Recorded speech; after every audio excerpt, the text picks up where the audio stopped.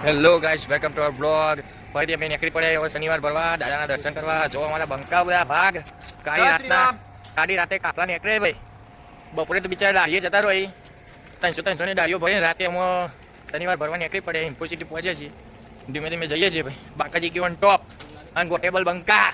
જય શ્રી રામ, જય શ્રી રામ. ભગવાન દાદાની ગાઈસ રાતે 3 વાગે ભાઈ જો રાતે 3 વાગે પતંગ એટલે હું તમને કહું ગોટેબલ બંકા યાર. ભાઈ અમે હવે બ્રેક લીધી છે. બંકાઓ માટે આવો નાસ્તો કરી છે. જો બંકાઓ બધા ત્યાં નાસ્તો કરવા બેસી જાય 5-10 મિનિટ હોય બ્રેક લઈ લઈએ પછી ઉપડવાનું કરીએ ભાઈ. અને ગોટેબલ બંકા બધા નીકળી જાય ચા પાણી નાસ્તો કરીને ભાગ બધા બંકાઓ ઠંડી ચડી છે ભાઈ. પણ ઠંડી ચડી ગઈ છે